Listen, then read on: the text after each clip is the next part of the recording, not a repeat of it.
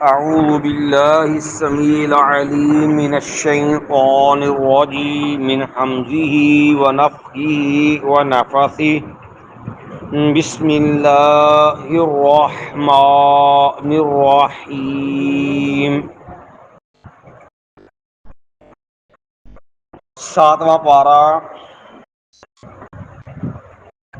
سورہ الانعام، ساتواں پارہ سورہ الانعام جو ہے اس کا 9واں رکوع ہے. ساتواں پارہ جو ہے اس کا یہ 15واں رکوع ہے.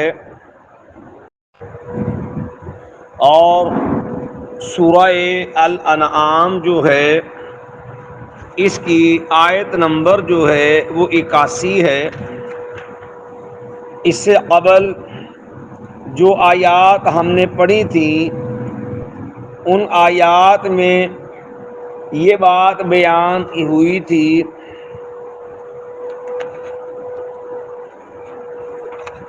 کہ ابراہیم علیہ السلام کو، جو کہ جد الانبیاء ہیں، اللہ تعالیٰ نے جب دعوت کی ذمہ داری دی تو انہوں نے دعوت کا آغاز اپنے گھر سے کیا، جس سے یہ بات واضح ہے کہ دعوت کے لیے داعی کو، مسلمان کو اپنے گھر کو پہلے سنوارنا چاہیے ساتھ. اس کا یہ معنی نہیں ہے کہ اگر گھر میں کوئی فرد بات نہیں مانتا یا گھر میں آپ کی کوئی بات کی پیروی نہیں کرتا تو آپ دعوت دینی چھوڑ دیں، یہ معنی نہیں ہے. دیکھو نا، آزر نے بات نہیں مانی، ابراہیم علیہ السلام کے والد تھے، لیکن ابراہیم علیہ السلام نے وقت کے حاکم تک بھی گئے، قوم کو بھی دعوت دی ہے. تو نہیں کوئی مانتا تو زبردستی منوانا ذمہ داری نہیں ہوتی. یہی انداز رسول اللہ صلی اللہ علیہ وسلم نے دعوت میں اپنایا کہ نبی علیہ السلام نے بھی اپنے قبیلے کے تمام لوگوں کو جمع کیا، ہر خاندان کے فرد کو، اور بلا کر کے سب کو فردن فردن نبی ہر قبیلے کو دعوت دی اور قوم کو سمجھایا کہ اللہ نے حکم دیا تھا وَأَنذِرْ عَشِيرَتَكَ الْأَقْرَبِينَ، آپ اپنے قریبی رشتہ داروں کو ڈرائیے. تو اللہ کے نبی علیہ السلام نے اسی طرح ان سب کو دعوت دی.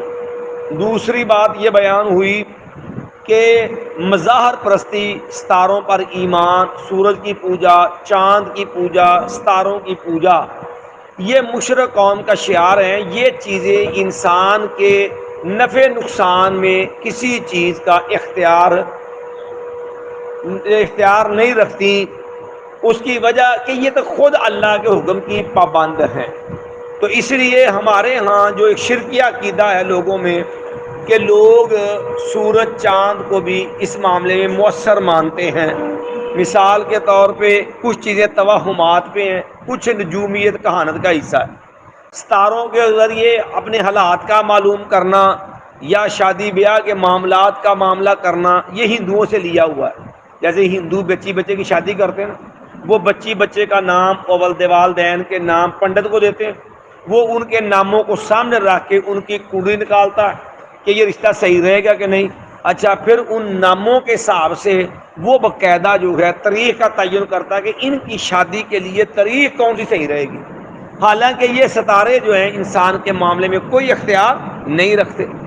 یہ اسی طرح سورج گرہن، چاند گرہن پہ لوگوں کے توہمات ہیں کہ جی یہ کسی بڑے کے مرنے پر یا ایسے معاملے. اسلام نے اس کو بھی کنڈم کیا ہے کہ یہ کسی چیز کے کام میں مؤثر نہیں ہے. جیسے ابراہیم علیہ السلام، نبی علیہ السلام کا بیٹے ابراہیم رضی اللہ عنہ فوت ہو گئے نا، سورج گرہن لگ گیا. ان لوگوں میں تو پہلے یہ بات مشہور تھی کوئی بڑا فوت ہو جائے یا کوئی بڑا پیدا ہو تو ایسا معاملہ ہوتا ہے. تو آپ نے کہا ایسا نہیں ہوتا، یہ اللہ کی نشانی، اللہ میں تغیر پیدا کرتا. تو یہ چیزیں اللہ کے حکم کی پابند ہیں اور ان کا کسی قسم کا انسان کے نفع نقصان میں اختیار نہیں ہے. اسی لیے ابراہیم علیہ السلام کو جب قوم نے دمکایا دو طرح سے، ایک تو قوم نے برملا کہہ دیا کہ یا ابراہیم علیہ السلام سے کہ ہم نے اپنے باپ دادا کا دین نہیں چھوڑنا. دوسرا کہہ دیا کہ جو آپ ہمارے بزرگوں کی بات نہیں مانتے، آپ ہمارے بڑوں والا دین نہیں مانتے، تو پھر ہمارے بزرگ یہ آپ کو نقصان پہنچا دیں گے. تو ابراہیم علیہ السلام نے جواب دیا وَكَيْفَ أَخَافُ، میں کیسے خوف زدہ ہوں، میں کیسے ڈروں، ما ان چیزوں سے اشرکتم، جن کو تم نے شریک بنایا. دیکھو نا کہ یہ ہستیاں ہیں، یہ جو دنیا سے مر گیا چلا گیا وہ بیچارہ تو خود اللہ کے ہاں جواب دہ ہے، اس کا اپنا اختیار اپنے اوپر نہیں ہے، وہ کسی کو نفع نقصان کیا پہنچائے گا. سمجھے؟ باقی رہ گیا جو تم نے ان کی شبیہات بنائی ہیں وہ تم بھی جانتے ہو وہ شبیہات کسی پہ قادر نہیں ہے. تو میں کیسے ڈروں اس سے جس کو تم نے شریک بنایا. ولا تخافون، اور نہیں تم ڈرتے، انکم اشرکتم باللہ، حالانکہ تم نے اشرکتم، تم نے شریک بنائے ہیں، باللہ، اللہ کے. کہ اللہ والے حق، اللہ والی خوبیاں، اللہ والی صفات تم نے ان میں ڈال رکھی ہے اپنی طرف سے، اور اس ڈالنے کی دلیل بھی کوئی نہیں. ما لم ينزل به علیکم سلطانا، نہیں اتاری اللہ تعالی، نہیں اتاری بھی اس نے اس بارے میں علیکم تم پر سلطانن کوئی دلیل. یعنی جو منصب تم نے ان کو دیا، جو بزرگوں کے بارے میں جو منصب تم نے مقرر کیا، یہ تمہاری اپنی ذاتی کاوش ہے مایا کہ یہ اللہ کو شریک بنائے، جو تم نے اللہ کے شریک بنائے. ما لم ينزل، نہیں اس نے اتاری بھی اس بارہ میں علیکم تم پر سلطان کوئی دلیل.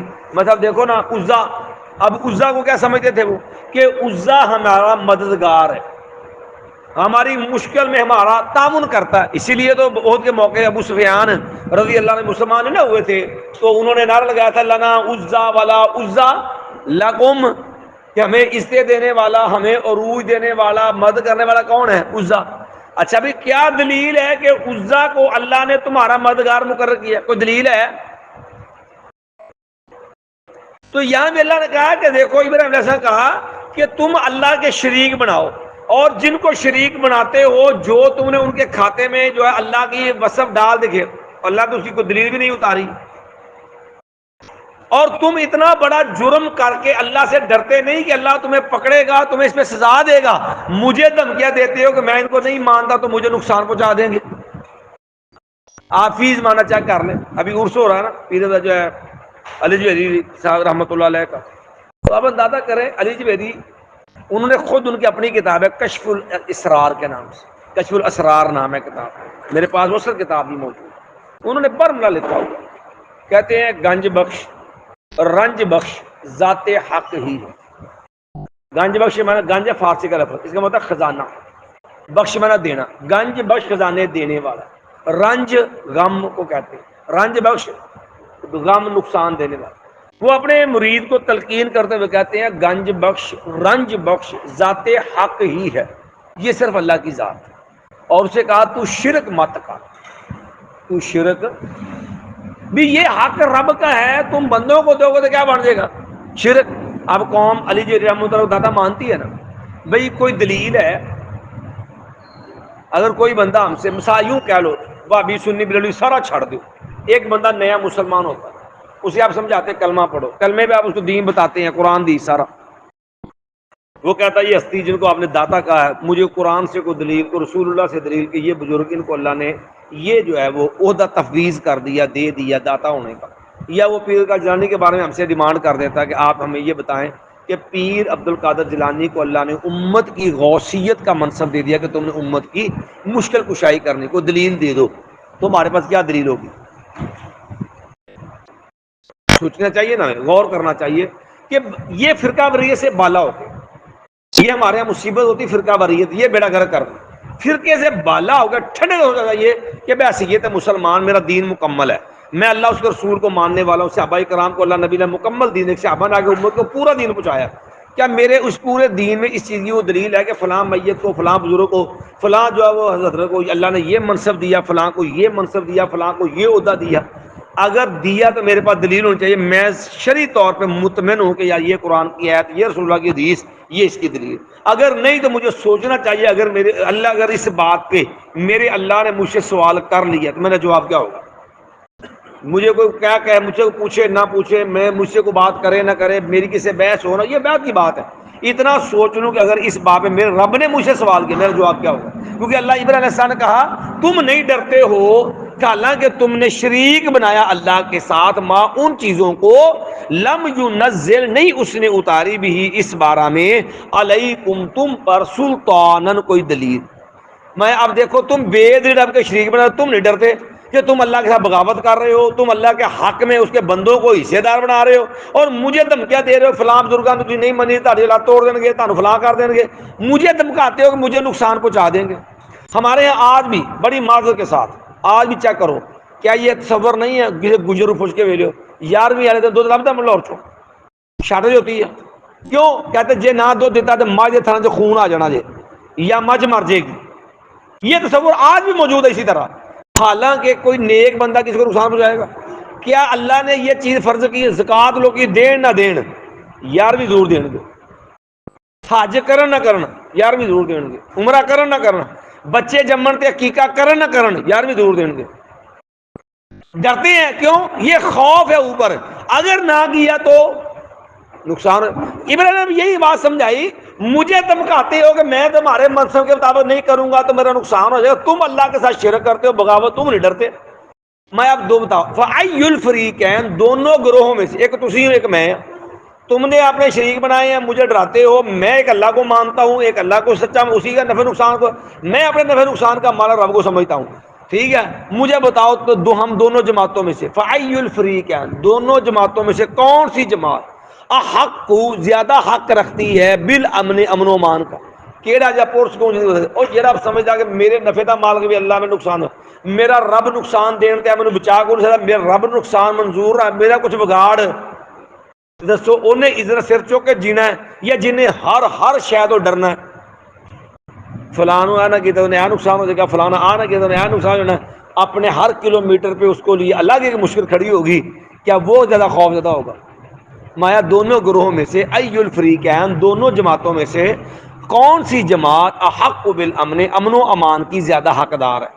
ان کنتم تعلمون اگر ہو تم جان.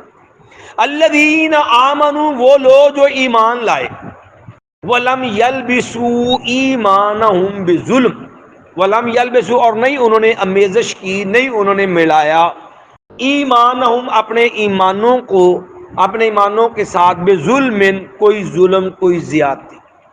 اولئک لہم الامن ان کے لیے امن و امان ہے، وہم مہتدون اور ہدایت یافتہ. یعنی امن و امان کے لیے امن و امان کب ملے گا؟ جب ظلم کی امیزش ایمان میں نہیں. یہ ظلم کیا ہے؟ جب قرآن مجید کی یہ آیت نازل ہوئی نا، صحابہ کرام بڑے پریشان ہو گئے، کیونکہ ظلم کا معنی ہوتا ہے کوئی بھی ناحق چیز. مطلب آپ کسی بندے کو تھپڑ مار دیتے ہیں، حالانکہ وہ کس چیز کا ہی وجہ ویسے زیادتی کی ہے، تو یہ بھی کیا ہے؟ ظلم. آپ جو ہیں کسی کو چیز اٹھا لیتے ہیں، وہ آپ کا حق نہیں ہے، تو یہ بھی کیا ہو گیا؟ ظلم. کوئی بھی چیز جو آپ کا حق نہیں ہے، آپ نجائز کوئی بھی کام کریں وہ ظلم ہے.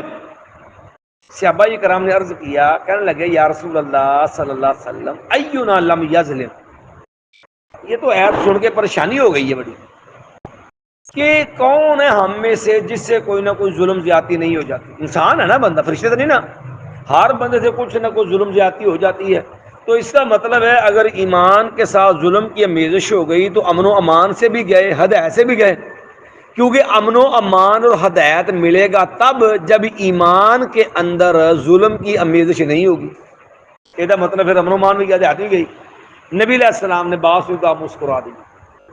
اللہ کے بندو، تم نے لقمان رحمہ اللہ، سورہ لقمان ہے نا 21ویں پارے میں، لقمان اللہ کے نیک بندے تھے، ان کے نبی ہونے کی کوئی دلیل نہیں ہے، نہ قرآن میں نہ حدیث میں، کیونکہ اللہ تعالیٰ نے کہیں بھی کوئی ایسا اشارہ قرآن میں بیان نہیں کیا جس سے یہ پتہ چلے کہ لقمان رحمہ اللہ کے نبی تھے. بندے نیک تھے. 2 بندے ہیں قرآن میں جن کا تذکرہ ہوا ہے بڑے عظیم انداز میں، لیکن ان کی نبوت کی کوئی دلیل نہیں ہے.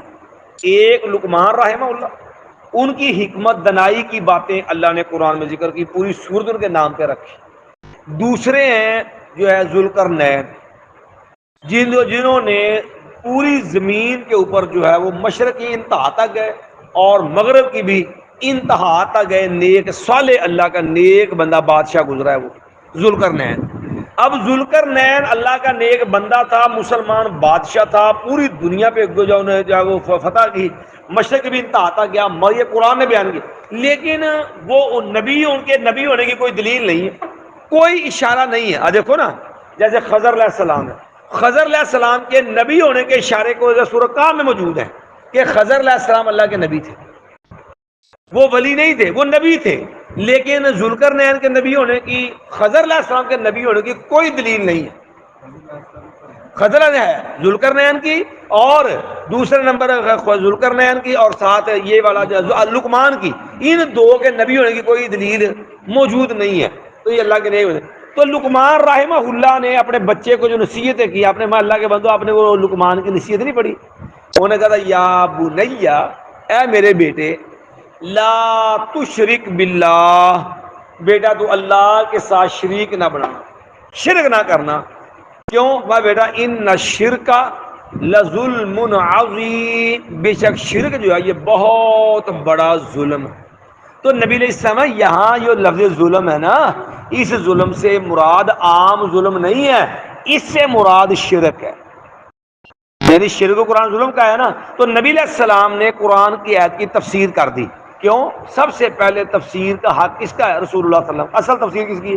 کیونکہ اللہ نے سورہ نحل میں فرمایا وَأَنزَلْنَا إِلَيْكَ الذِّكْرَ، اے میرے پیغمبر علیہ السلام، ہم نے آپ کی طرف یہ قرآن، یہ ذکر نازل کیا، لِتُبَيِّنَ لِلنَّاسِ مَا نُزِّلَ إِلَيْهِمْ، تاکہ آپ لوگوں کو بتائیں جو ان کی طرف اتارا گیا ہے۔ قرآن کی تشریح، تفسیر، توضیح کا ذمہ ہے رسول اللہ صلی اللہ علیہ وسلم کا۔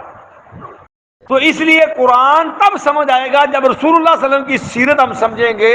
جب تک نبی علیہ السلام کی سیرت کو سامنے نہیں رکھیں گے، فرامین کو سامنے نہیں رکھیں گے، قرآن کا مفہوم واضح۔ اب جو کہ یہ ہم مانا کریں لغت سے تو مانا ہوگا کوئی بھی ظلم کرتا ہے تو اس کا مانا، جبکہ یہاں ظلم کے خاص مانا مراد، اور وہ کیا ہے؟ شرک۔ تو اس لیے جو ہے یہ چیز ملحوظ رہنی چاہیے کہ قرآن مجید کو سمجھنے کے لیے نبی علیہ السلام کی سیرت کو سمجھنا فرض ہے۔ نبی علیہ السلام کی سیرت میں قرآن سمجھ نہیں آ سکتی۔ اس کی ایک اور مثال لے لیں آپ، جب رمضان نازل ہوا، رمضان کے روزے فرض ہو گئے نا، تو اللہ تعالیٰ نے حکم دیا کلوا واشربوا، بھائی مغرب ہو گئی، روزہ افطار ہو گیا نا، اتموا الصیام الی اللیل، اس کے بعد کہا کلوا واشربوا، ہوں ساری رات کھان پین دی اجازت۔ پہلے شروع میں تو یہ تھا نا کہ بھئی سو جا، جب تک تم سوتے نہیں تب تک کھا لو، پھر اس کے بعد کھانا پینا ختم۔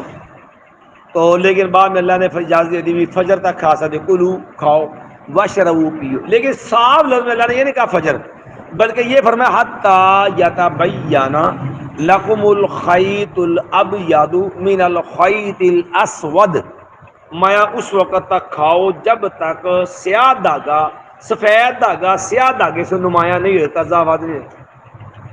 اب صحابہ کرام عربی تھے، عرب میں پیدا ہوئے، مادری زبان بھی عربی۔ اچھا، عدی بن حاتم رضی اللہ تعالیٰ نے کیا کیا، دو دھاگے لے دیے، ایک کالا اور ایک سفید، تکیے کے نیچے رکھ لی۔ وہ ساری رات بار بار جب تکیہ اٹھا کے دیکھے بھی نمایاں ہوتے کہ نہیں، ساری رات وہ اندھیرا کتوں پتہ لگے بھی کیڑا لال تے کیڑا چٹا ہے۔ صبح ہوئی تو کہنے لگے، پریشان ہوتے، نبی علیہ الصلوۃ والسلام کے پاس آگے، کہنے لگے یا رسول اللہ نے کہا ہے کلوا واشربوا، کھاؤ اور پیو، حتی یہاں تک یتبین لکم الخیط الابیض من الخیط الاسود، یہاں تک کہ تمہارے لیے سفید دھاگا سیاہ دھاگے سے واضح ہو جائے۔ کہنے لگے یا رسول اللہ میں نے تکیے کے نیچے دونوں دھاگے رکھے تھے، ساری رات دیکھتا رہا، مجھے تو سمجھ نہیں آئی کوئی۔ آپ نبی علیہ السلام مسکرائے، آپ نے کہا اللہ کے بندے، واہ بھئی تیرا سراہنا بھی کیا کمال ہے، اور جن نے اتنی بڑی چیزوں کو سنبھال لیا ہوئے، اللہ کے بندو، اور سیاہ دھاگے سے مراد رات ہے، اور سفید دھاگے سے مراد صبح ہے، یعنی صبح صادق ہو جائے تو صبح صادق ہونے سے پہلے تم کھا پی سکتے ہو۔ اب دیکھو نا، عربی میں خیط کا معنی دھاگا ہی ہے، ابیض معنی سفید ہی ہے، خیط کا معنی دھاگا ہی ہے، اور اسود کا معنی سیاہ ہی ہے۔ اب لغت دیکھو تو مانا یہی ہے، لیکن خالی لغت سے قرآن سمجھ نہیں آ سکتا.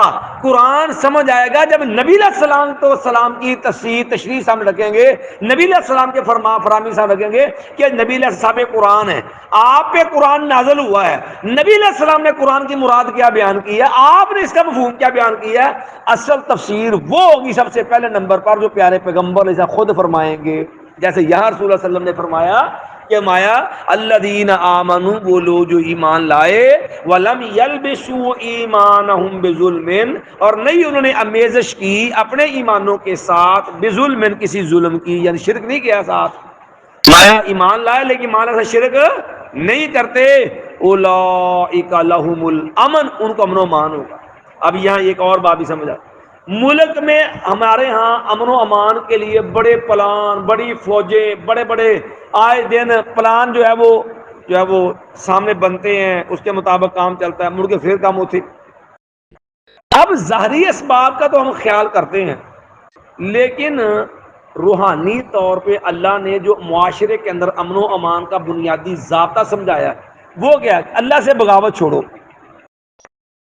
جب تم اپنے رب سے مخلص ہو جاؤ گے نا، رب سے مخلص نہیں ہوتے امن و امان نہیں ملے گا. اس کی ایک مثال دیکھ لو، یعنی توحید، ایک اللہ سے وفاداری، شرک سے بندہ محفوظ تو اللہ امن و امان بھی دے گا، ورنہ امن نہیں.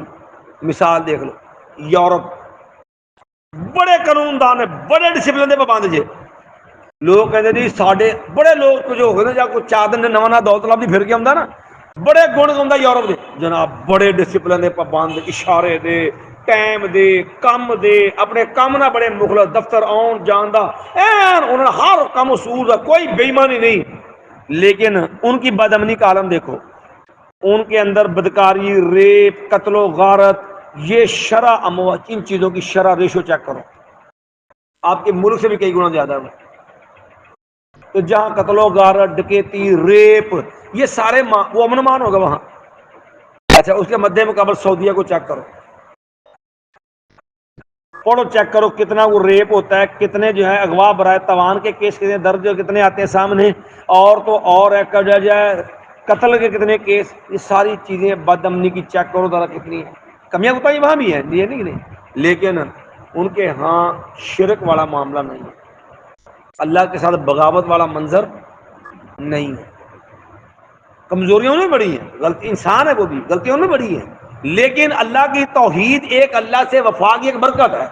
آج بھی جتنا امن و امان سعودیہ کے اندر ہے، کسی یہ ترقی یافتہ مغربی ملک میں بھی نہیں ملے گا، نہ امریکہ کے اندر، نہ آپ کو جو ہے وہ برطانیہ کے اندر، نہ فرانس کے اندر، نہ اٹلی کے اندر، کوئی ملک. ان کی آپ رپورٹیں سالانہ رپورٹیں چیک کریں، آج کل تو میڈیا کا تو ہر چیز اوپن ہے. اور اللہ نے یہی سمجھایا کہ امن و امان تب ملے گا جب اللہ سے وفا ہوگی.